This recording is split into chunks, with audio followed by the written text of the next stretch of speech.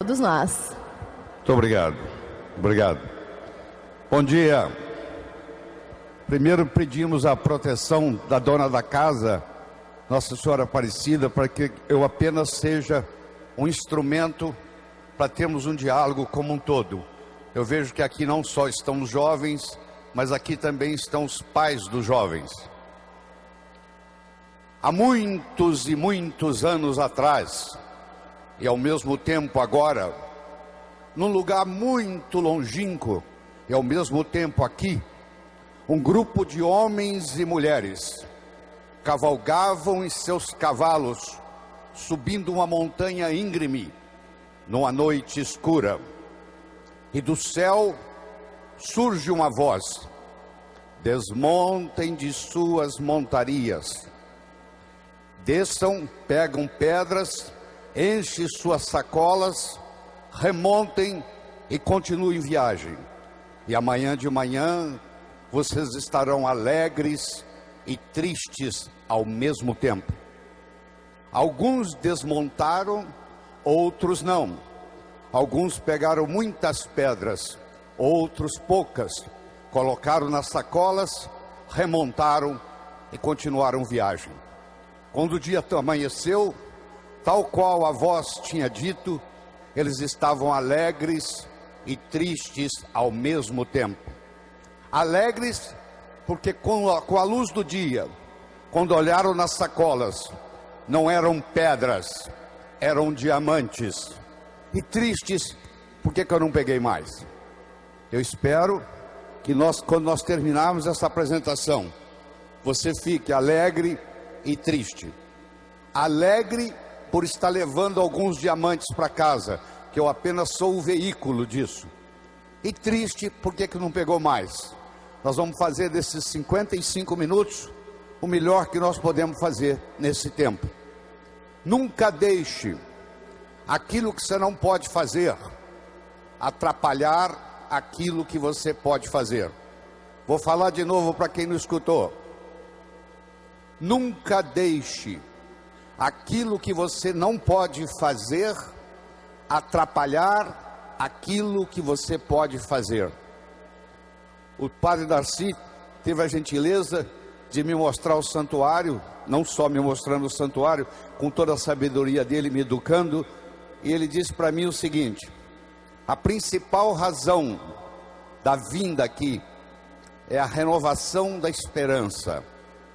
Isso é muito importante, porque nós começamos a morrer quando as nossas recordações começam a ficar mais fortes que as nossas aspirações.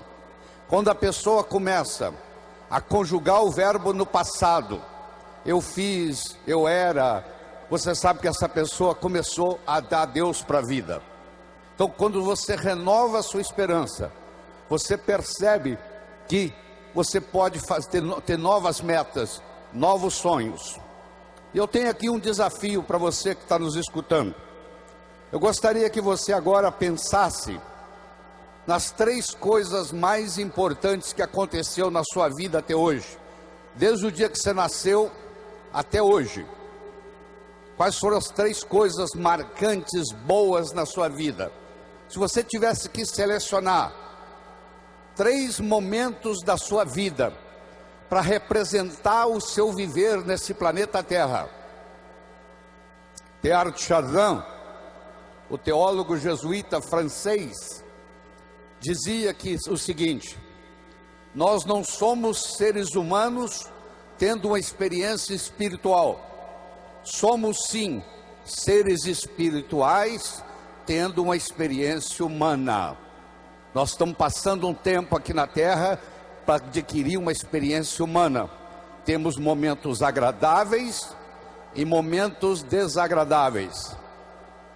Não é à toa que nós nascemos chorando, porque nós sabemos a barra que nós vamos enfrentar na vida. Aqui é planeta Terra, aqui não é paraíso. Se você quiser ser feliz 24 horas por dia, 365 dias por ano, você está no lugar errado. Aqui nós temos momentos felizes e momentos não tão felizes. Faz parte da vida. É como se fosse uma montanha russa. Tem momentos que nós estamos muito bem, tem momentos que nós não estamos muito bem. E você já sabe que se não estiver muito bem, não vai durar muito, vai melhorar. E se estiver muito bom, também não vai durar muito, vai piorar. Se você aprende esse conceito da montanha russa, isso ajuda. Mas vamos voltar lá. Você vai pensar em 3 momentos especiais da sua vida, marcantes, coisas importantes que ocorreram com você desde que você nasceu até hoje. Escolha uma, escolha 2, escolha 3.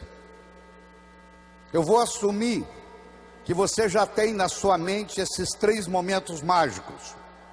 E eu vou fazer aqui uma declaração. Pelo menos 2 desses 3 momentos mágicos da sua vida não foram programados. Você se casou um dia, teve filhos, constituiu uma família. O dia que você conheceu o seu esposo, a sua esposa, foi assim? Você levantou um dia e disse assim: hoje eu vou conhecer alguém por quem eu vou me apaixonar, com quem eu vou me casar. Foi assim? Não foi. Você foi a algum lugar, você conheceu alguém, você se apaixonou, você se casou. Se você começar a analisar sua vida, os momentos mágicos da sua vida não foram programados. Você estava fazendo uma coisa e num ângulo de 90 graus, algo aconteceu de mágico, de milagroso. São os milagres que acontecem a cada momento, que nós não chamamos de milagres, mas eles são milagres. Você vai ao supermercado comprar 1 quilo de açúcar, você está na fila do caixa para pagar o seu quilo de açúcar, alguém começa a conversar com você, lhe dá uma dica, você fatura R$1 milhão. Você foi ao supermercado comprar 1 quilo de açúcar e sai de lá com a ideia de R$1 milhão. Mas essa ideia de R$1 milhão só vai se concretizar se você tiver no seu coração a esperança de que a coisa vai dar certo. Porque se você tiver no seu coração a expectativa que vai dar errado, eu lhe aconselho a nem começar, porque não vai dar errado. Henry Ford tinha uma frase que dizia assim: se você pensa que pode, ou se você pensa que não pode, de qualquer jeito você está certo. Se você pensa que pode, você vai trabalhar para que isso aconteça e vai se concretizar. Se você pensa que não pode, você não vai fazer nada e isso não vai acontecer.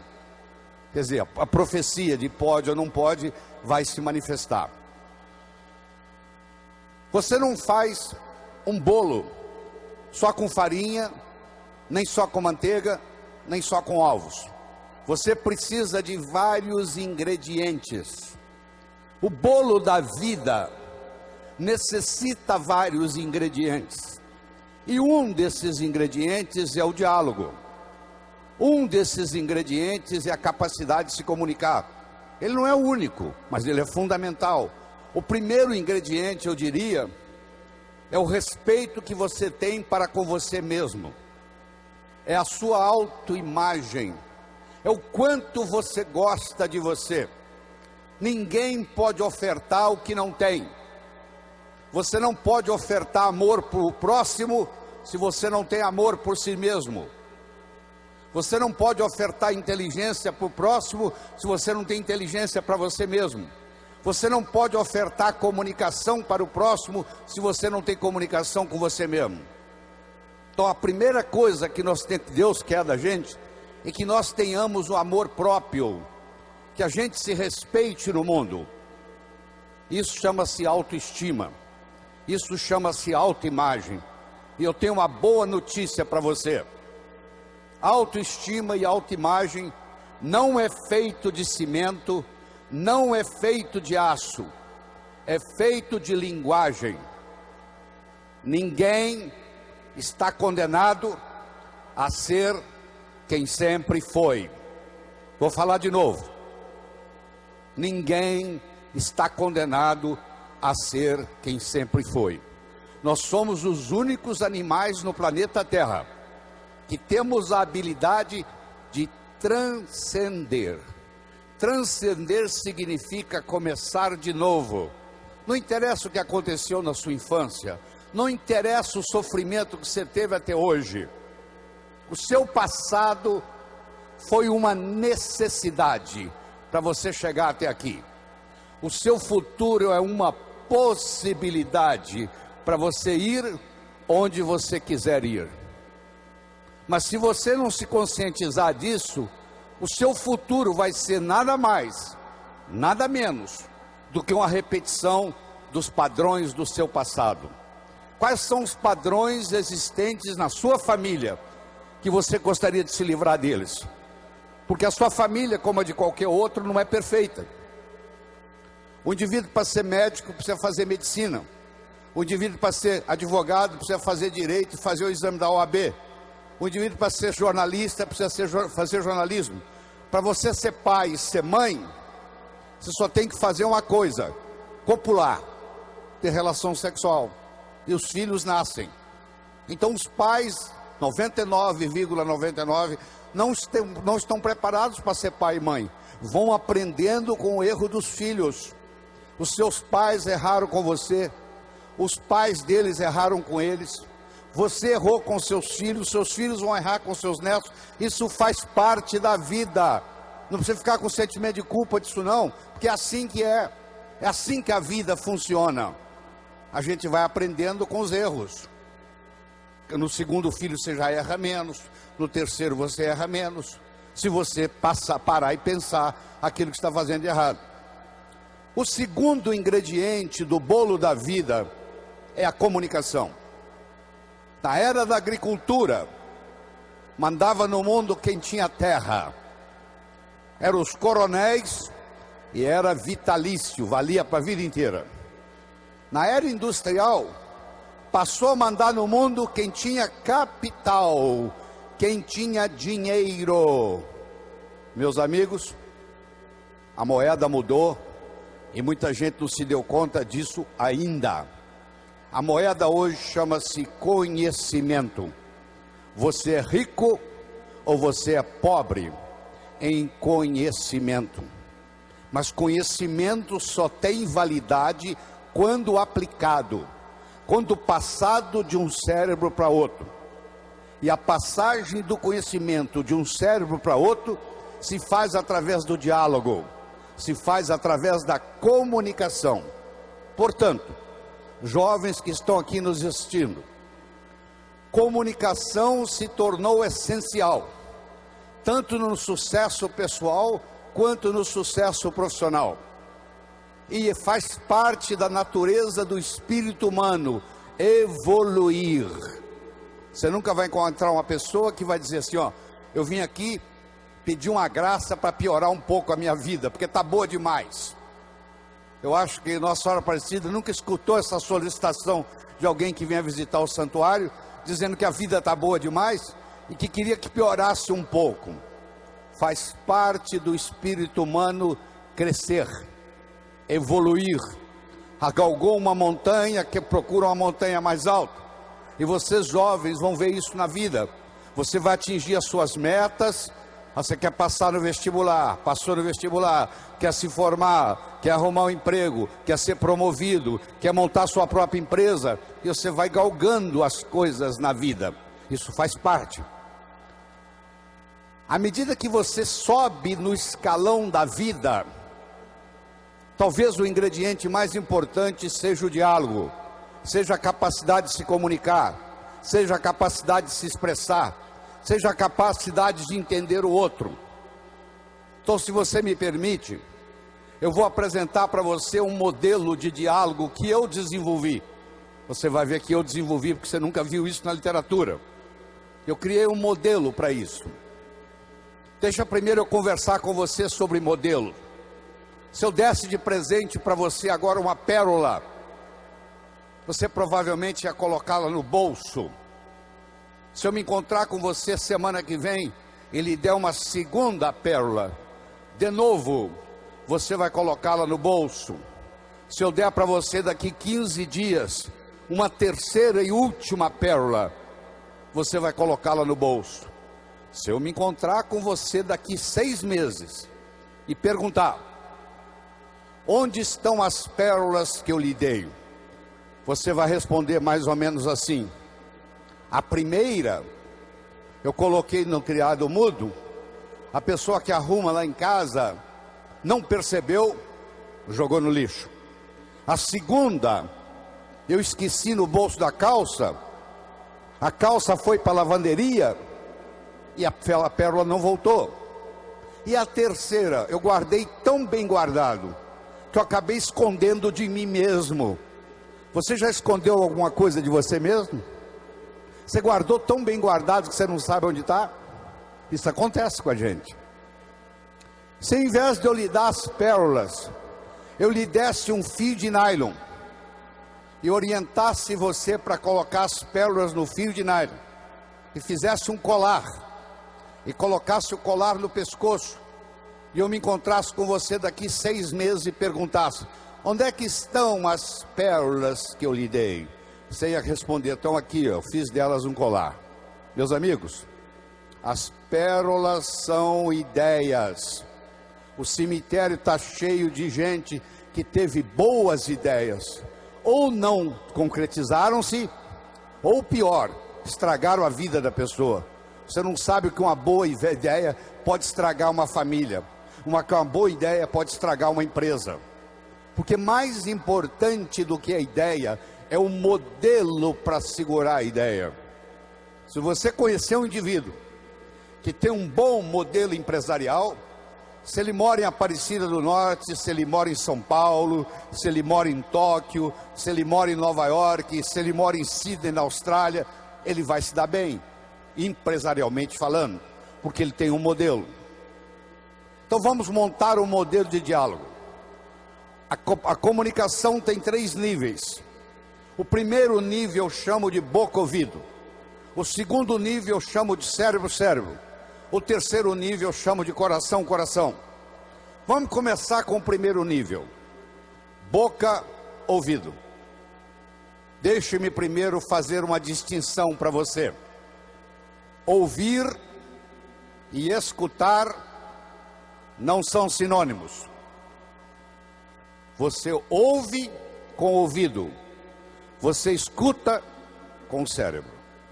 Você já foi alguma vez num restaurante e pediu ao garçom para lhe trazer uma água com gás, e ele lhe trouxe uma água sem gás? Ou você fez uma solicitação e ele lhe trouxe outra? Aquele garçom, naquele momento que ele recebeu o seu pedido, ele estava operando no nível 1. No nível 1 ninguém é promovido. No nível 1 você não conquista as pessoas. No nível 1 você não vai para frente na vida. Não interessa a nota que você tirou na escola, isso não faz diferença, porque a escola lhe passa informação. A vida lhe exige competência de ação.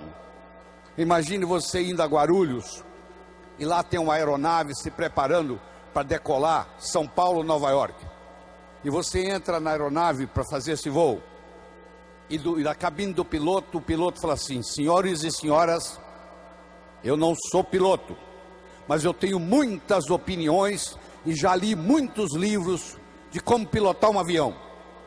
Você ficaria na aeronave? Não. Você não quer saber quantos livros o piloto leu. Você quer saber se ele tem competência de tirar a aeronave do chão, voar com ela e aterrissar são e salvo em Nova York. A vida exige da gente competência de ação. O que cai na prova não cai na vida. Se você observar na sua cidade, você vai encontrar indivíduos que eram CDFs, que eram estudantes brilhantes, e hoje são pessoas que estão perdidas na vida. E você vai encontrar também pessoas que eram estudantes medíocres, e hoje são excelentes empresários, estão contribuindo para o bem-estar da comunidade. Por que isso? Porque esses segundos eles sabem dialogar com o mundo, eles sabem dialogar com a sociedade, eles aprenderam, talvez até intuitivamente, o poder da comunicação. Então, se você me permite, eu vou começar a trabalhar nesse modelo do nível 1, boca, ouvido, nível 2, cérebro, cérebro, nível 3, coração, coração. Deixa eu primeiro fazer uma afirmação. Nós só chegamos ao coração das pessoas passando pelo cérebro. Não tem outro caminho. É fácil você gostar de quem você gosta. Eu quero ver você gostar de quem você não gosta. Você faz uma decisão assim: a partir de hoje eu vou gostar de quem eu não gosto. Essa decisão é puramente do pescoço para cima. É uma decisão que não vai levar a nada. Porque se você não gosta da pessoa, fica difícil chegar no coração. O caminho para você você tem que entender a pessoa, entender a problemática dela, entender de onde ela está vindo, por que ela atua daquele jeito. Aí finalmente você aceita a pessoa e chega no coração. Quando você está operando no diálogo no nível 1, não acontece nada. É o pai que está dando um sermão para o filho. E entra num ouvido e sai no outro. E o pai não percebe que ele vem falando isso há 5 anos e não funcionou nada. Pelo contrário, o filho até ficou rebelde de escutar o pai falar aquilo. E o pai não se dá conta que aquilo não é diálogo, que é um monólogo que ele está falando para o vento. Porque está entrando no ouvido e saindo no outro. Você deve conhecer um ditado popular que diz assim: a palavra convence, o exemplo arrasta.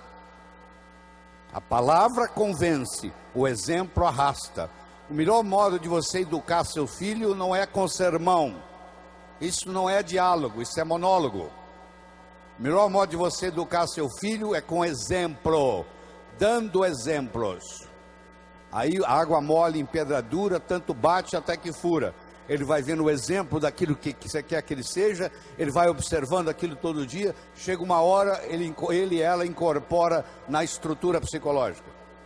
E como eu disse quando eu estava sendo entrevistado aqui na televisão, um pai de 45, uma mãe de 45, que conversa com um filho de 15, ela tem que entender que o filho de 15 nunca teve 45, e uma mãe de 45 já teve 15 anos. Então é função do pai, da mãe, descer ao nível do adolescente, para poder haver uma comunicação.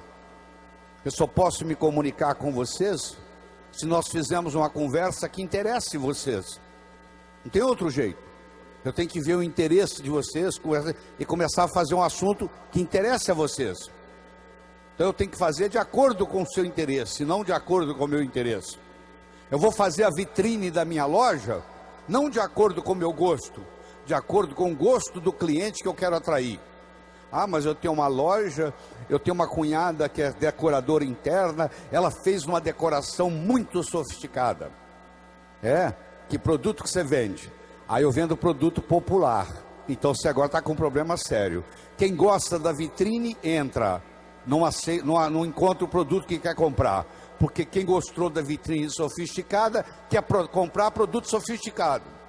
E quem compraria o seu produto? Olha na vitrine, não tem coragem de entrar. Pronto, aquela vitrine tão bem organizada que a sua cunhada fez porque é decoradora interna, está atrapalhando o seu negócio.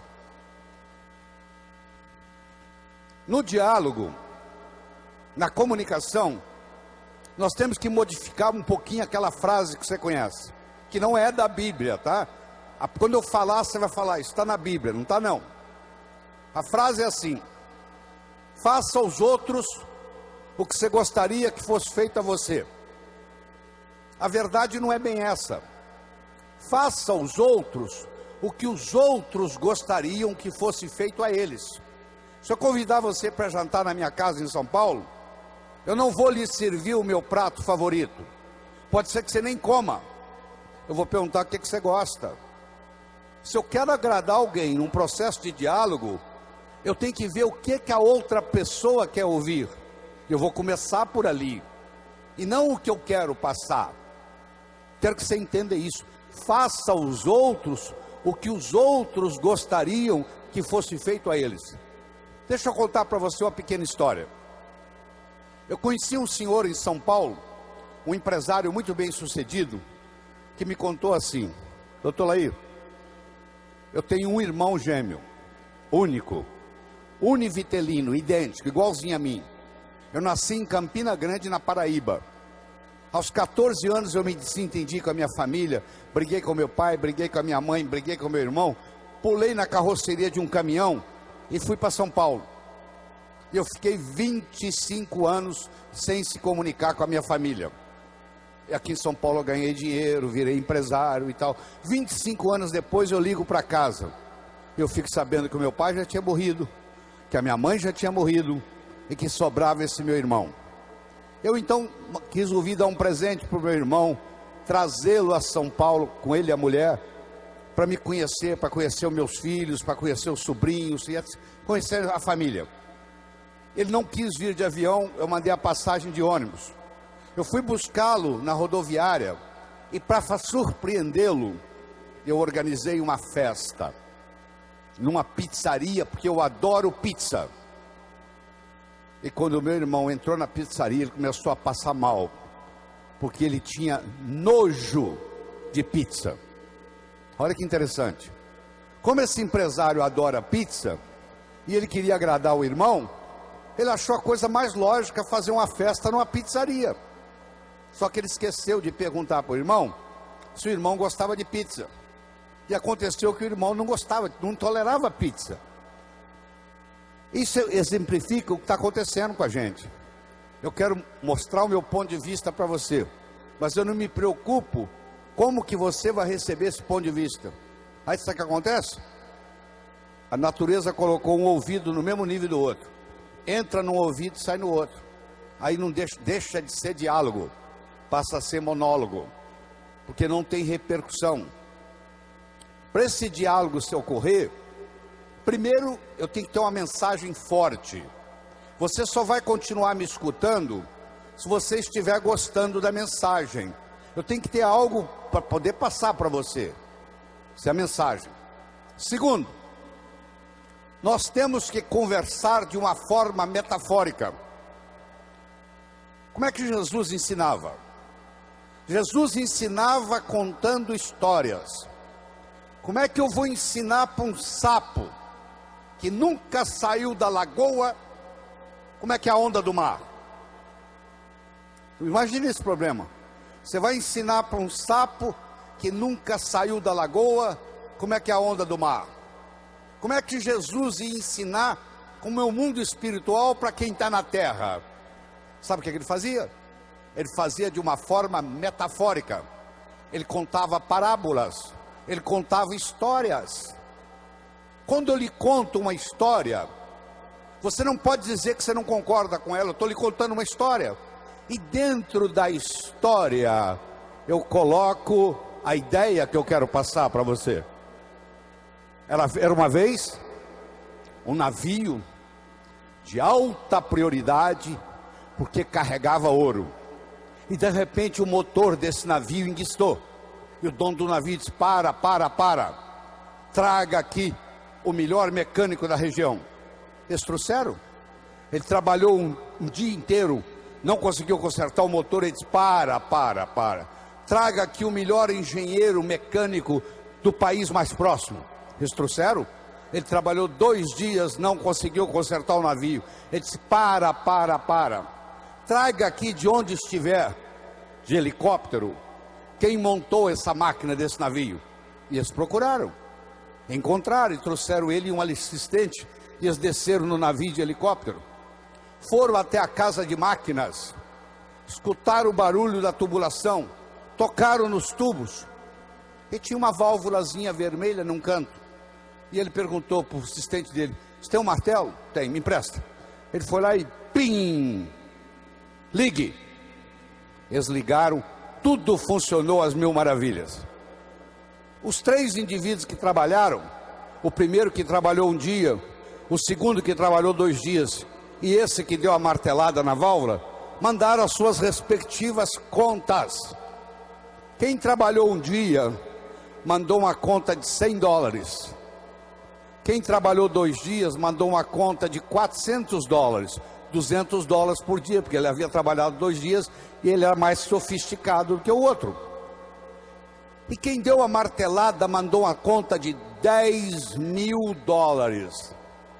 O dono do navio falou: eu vou pagar, porque ele consertou o meu navio, mas eu só pago com uma condição: que ele mostre como é que ele chegou à conclusão de me cobrar $10.000. E ele mandou um bilhete para o dono do navio: para dar a martelada, $1. Para saber onde bater com o martelo, 9.999. Olha que interessante. Você imagine que nós estamos almoçando e eu conto essa história para você. Aí nós estamos num diálogo, almoçando. Aí você vai para o seu escritório comigo e você está pensando em me contratar para ser seu consultor na sua empresa. E você pergunta assim: doutor Lair, qual é a sua remuneração? E eu falo um preço elevado. Ao invés de você falar é caro, você vai pensar assim: esse cara sabe onde bater com o martelo. Eu preparei o seu cérebro para escutar o meu diálogo com você. Através de quê? Através de uma história, através de uma metáfora. A pessoa que sabe dialogar, ela conversa metaforicamente. O político que ganha a eleição é um contador de histórias. O padre que faz o sermão que agrada a todos é um contador de história. Porque quando você está contando uma história, a mente crítica baixa. Você conta a história e leva o que você quer levar junto da mensagem. E a mensagem entra na estrutura psicológica. Terceira coisa importante no diálogo é uma linguagem apropriada. Você já foi a um médico e o médico começa a usar aquela terminologia médica que só ele entende. E aí você volta e a sua família te pergunta: e aí, o que você tem? O que o médico falou? Ah, não entendi o que o médico falou. Esse médico não tem nada de inteligente. Ele tem que conversar numa linguagem que o paciente entenda. Você está com um processo difícil na justiça, você vai visitar um advogado e ele começa com aquela terminologia jurídica e você não sabe o que ele está falando, precisa de alguém para traduzir. A própria Bíblia tem uma citação dizendo que se você não falar a linguagem de quem está lhe escutando, você está falando aos ares. Então é muito importante, quando você vai dialogar com alguém, não está na hora de você exibir vocabulário sofisticado, não está tem que ser um diálogo onde a pessoa inteligente entenda. Ela não precisa ter nenhuma sofisticação intelectual para entender. Deixa você usar a terminologia intelectual quando você estiver conversando com o intelectual. E outra coisa importante é a percepção. Uma coisa é o que você está passando, a outra coisa é que o outro está captando. Ah, você é um vendedor? Sou. Você é um bom vendedor? Ótimo vendedor. E aí, você tem vendido bem? Não, tem vendido muito mal. Então você não é um bom vendedor. O aluno que diz que é bom aluno, ele tem que me mostrar um boletim bom. Eu não conheço bom aluno com boletim ruim. O mínimo que você tem que me mostrar como bom aluno são boas notas no boletim. Isso lhe caracteriza como bom aluno. Se você é vendedor e você não está vendendo o que você gostaria de vender, você vai me desculpar, a tecnologia, a abordagem que você está usando de vendas está sendo inadequada. Talvez a sua linguagem não está sendo apropriada, talvez a sua mensagem não está sendo forte o bastante, talvez você não esteja fazendo uso dos recursos da metáfora, das histórias. Semana passada teve um cliente aqui e eu falei para ele o seguinte: aí você pode falar o que você quiser, você está falando, você está contando para esse cliente que está na sua frente o que você fez com o cliente da semana passada, o que você falou para ele, mas na realidade você está falando para esse escutar, mas você usou o artifício metafórico de que você está falando para o outro. E quando você trabalha esse fenômeno do diálogo desse jeito, quando você termina, a pessoa se sente convidada a participar das suas ideias. Ela se sente, o filho, quando um pai sabe ter um diálogo com ele, quando termina o diálogo, o filho se sente convidado a experimentar o que o pai está falando para ver se dá certo. É um convite que ele recebe. Na vida, nós somos julgados por 4 coisas. 4 coisas. Nós somos julgados por aquilo que fazemos. Você pode marcar no seu relógio. Você encontra um estranho na festa. Nos próximos 5 minutos, ele vai perguntar para você assim: o que é que você faz na vida? A que é que você se dedica? Eu posso ter 2 pedreiros, um trabalhando ao lado do outro. Eu chego perto do primeiro pedreiro e pergunto: o que é que você faz da vida? Ele fala: eu sou pedreiro. Eu coloco um tijolo em cima do outro. Eu chego perto do segundo pedreiro que está ao lado dele e pergunto: o que é que você faz da vida? Eu sou pedreiro. Eu estou construindo o Maracanã, o maior estádio de futebol do mundo, que vai ficar aqui para a posteridade. Quero que você saiba que os 2 fazem a mesma coisa. Só que esse segundo pedreiro, ele não vai ser pedreiro muito tempo, não. Logo, logo ele vai ser construtor, porque ele não está colocando um tijolo em cima do outro. Ele está construindo Maracanã. Então escute com carinho. Quando alguém lhe pergunta: o que você faz na vida? Você tem que responder de um modo que agregue valor à sua contribuição para o mundo. Você lembra? Quando eu comecei a minha entrevista aqui na televisão, eu disse: ó, a minha missão de vida é transformar as pessoas de uma forma alegre e poderosa, com amor e sabedoria. O que você faz da vida, Lair? Eu transformo as pessoas de uma forma alegre e poderosa, com amor e sabedoria. Isso é diferente de dar palestra. Isso agrega valor. Então, você quer melhorar seu poder de diálogo, você tem que definir a sua contribuição no universo de uma forma que agregue valor. Segundo, você é julgado pela sua aparência. Não é estar bem vestido, não. Estar adequadamente vestido para a ocasião. Você não quer ir num médico que está de camiseta. Você quer ir num médico que esteja de branco, de preferência com estetoscópio no pescoço. Que você chega lá, ele tem um arquétipo do branco. Se você pensa nos anjos, eles se vestem de branco. Se você pensa nos profetas, eles se vestem de branco. Se você pensa nos santos, a maioria se veste de branco. O branco tem um arquétipo de cura.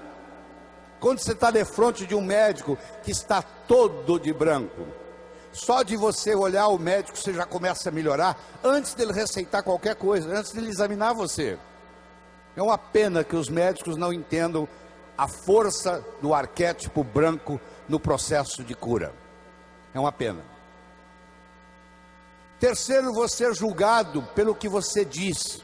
Enquanto você não disse nada, ninguém sabe se você é inteligente ou deixa de ser.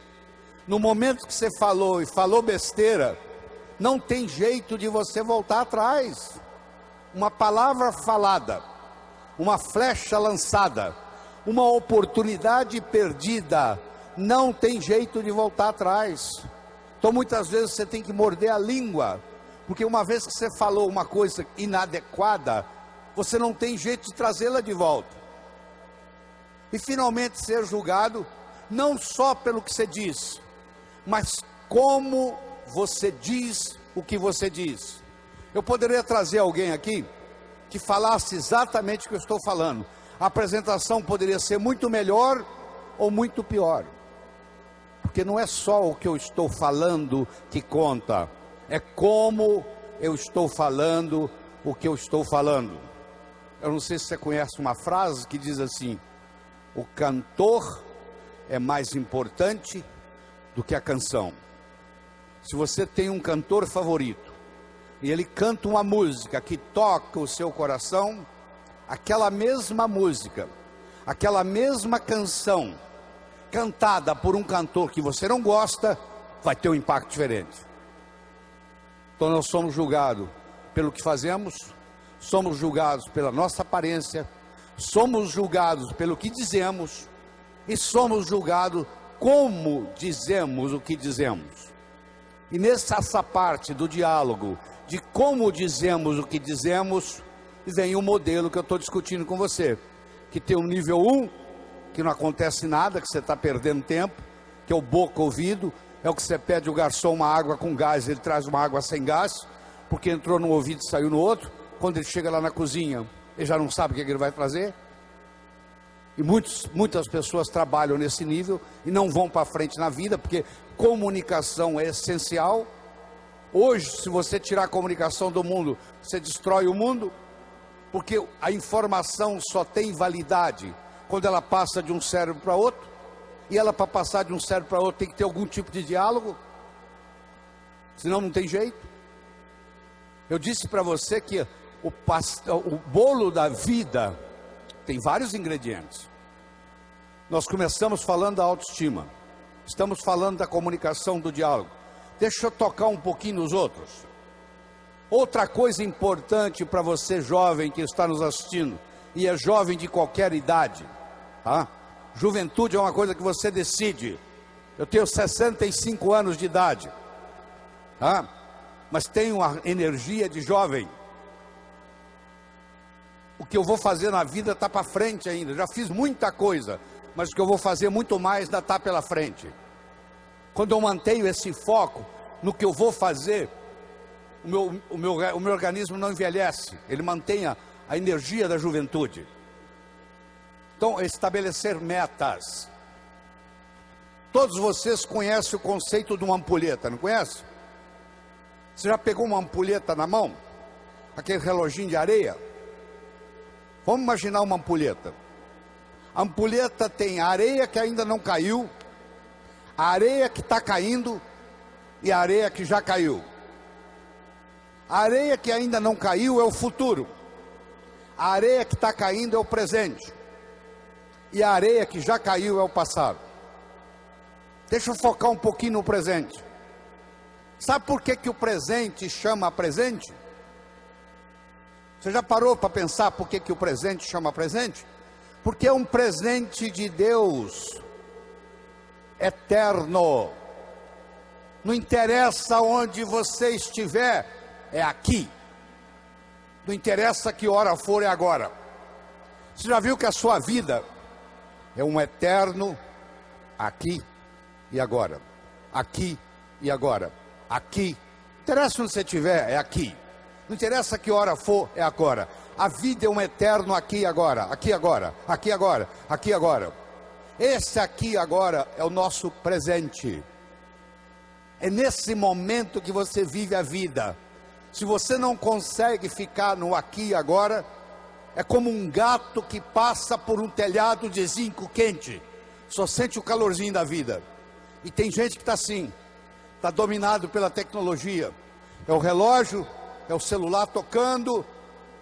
A pessoa não vive mais o momento. E depois reclama que está ficando doente, que está esgotado, que não dorme direito. Ele não consegue viver mais o momento, ele não consegue viver mais o aqui e agora. Mas vamos voltar na nossa ampulheta. A areia que ainda não caiu é o futuro, a areia que está caindo é o presente, a areia que já caiu é o passado. Você aprendeu, e é verdade que você aprendeu, que o passado cria o presente cria o futuro. Isso é verdade, verdadeiro. Mas Einstein provou a não linearidade do tempo.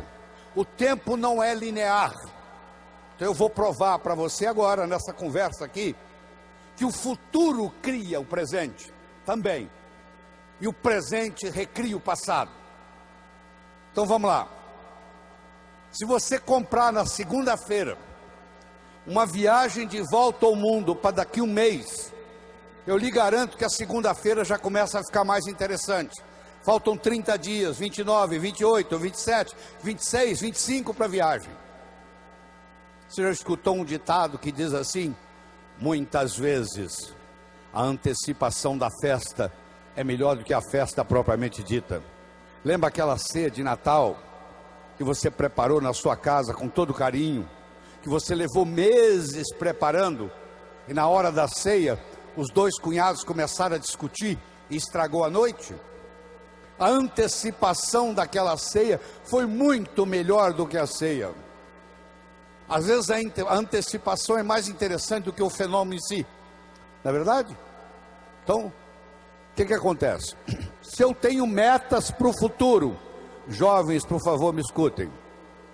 Se você tem metas para o futuro, o seu presente fica mais interessante, porque você vai viajar daqui 30 dias, daqui 29, daqui 28.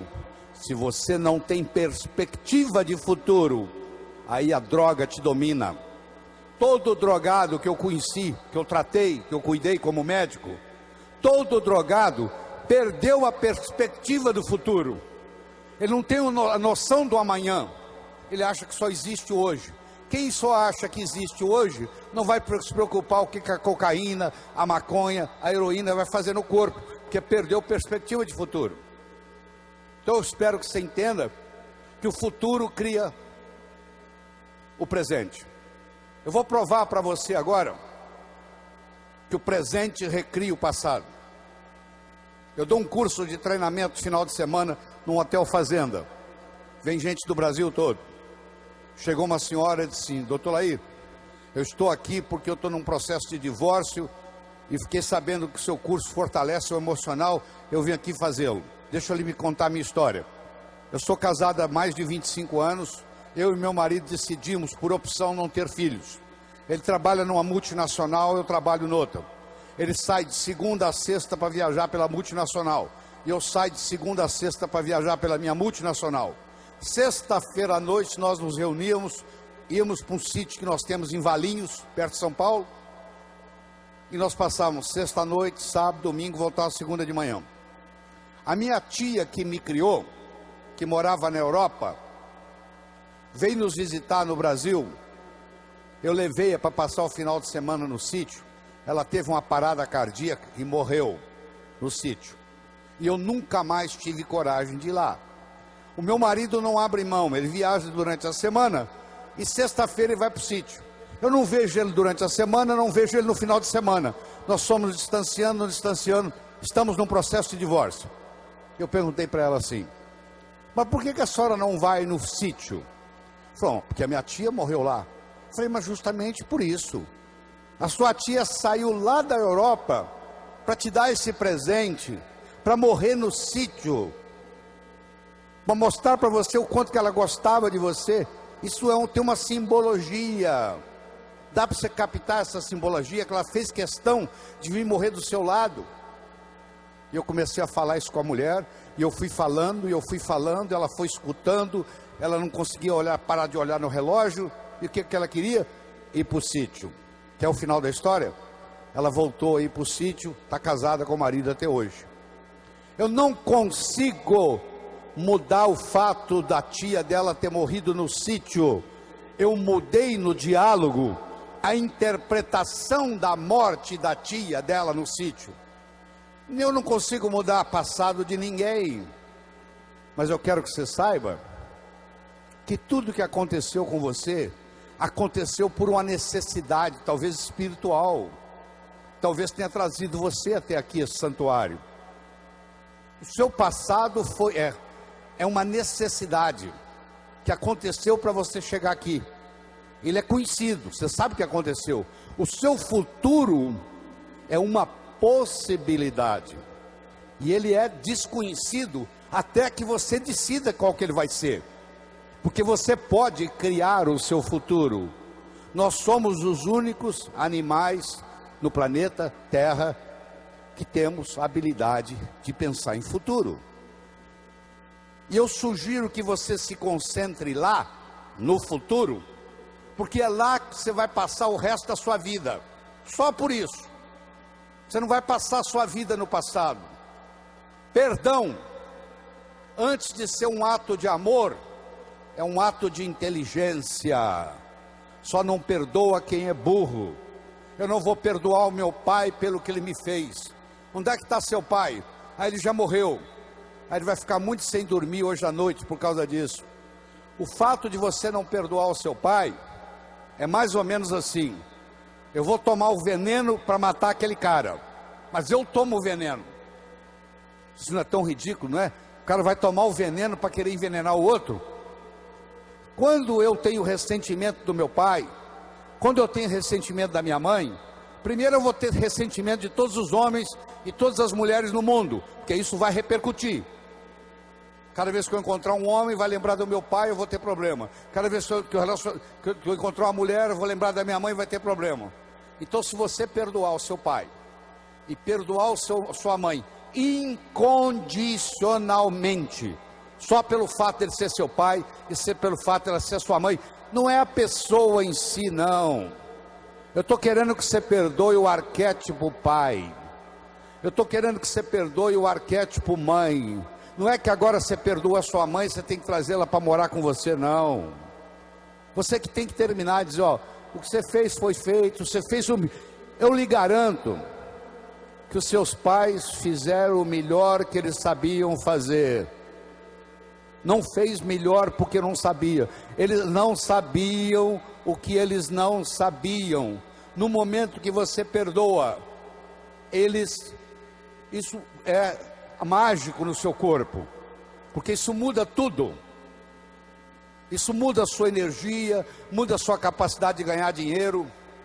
Se você tem ressentimento do passado, você cancela o seu futuro, você não tem perspectiva de futuro. O ressentimento do passado não deixa você ter perspectiva de futuro. Então eu espero que você aproveite nesse lugar sagrado que nós estamos, nesse santuário, que você, no momento de visita, que você está visitando alguma das repartições aqui, que você pense nisso. Pô, o doutor Laí me falou isso, deixa eu refletir. Eu quero, Virgem Maria, eu quero Nossa Senhora Aparecida, que me perdoe, que eu deixe o meu coração se abrir. Deixa eu perdoar os meus pais incondicionalmente. Não interessa o que eles fizeram ou deixaram de fazer. No momento que você fizer isso, seu coração vai se abrir. E essa renovação de esperança que o Padre Darcy me ensinou, vai encher o seu coração. E a sua viagem aqui vai ficar inesquecível. Que vai ficar um antes e vai ficar um depois. Eu estou chegando ao final, eu ainda tenho 5 minutos. Eu gostaria de terminar contando uma história. Era uma vez um escritor que morava à beira-mar. Ele tinha por costume caminhar na praia de manhã, e à tarde e à noite ele escrevia. Uma manhã ele estava caminhando na praia e de longe ele avistou um jovem que dançava na areia. Aquilo despertou a curiosidade dele e ele se aproximou. Quando ele se aproximou, ele percebeu que o jovem não dançava. O jovem estava jogando coisas no oceano. E ele perguntou: o que você está fazendo? E o jovem respondeu: a maré está baixa, o sol está quente, essas estrelas do mar estão morrendo desidratadas na areia. Eu estou jogando-as de volta ao oceano. Meu jovem, diz o escritor, será que você não entende que existe centenas de quilômetros de praia, centenas de milhares de estrelas do mar na areia? Você jogar uma ou outra de volta ao oceano não vai fazer diferença nenhuma. O jovem foi lá, pegou uma estrela do mar, jogou no mar, olhou para o escritor e disse: para essa eu fiz diferença. O escritor foi para casa. Naquela tarde ele não conseguiu escrever. Naquela noite ele não conseguiu dormir. Na manhã seguinte ele levantou cedo, se juntou ao jovem e começou a jogar estrelas do mar de volta ao oceano.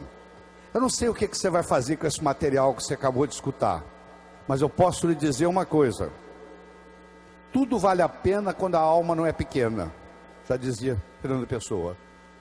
Se um de vocês captar isso aqui, já valeu a pena eu ter vindo aqui falar esta manhã.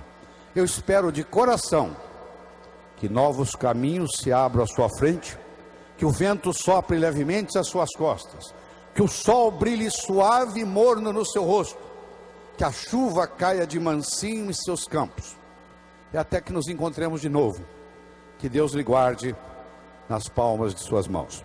Muito obrigado.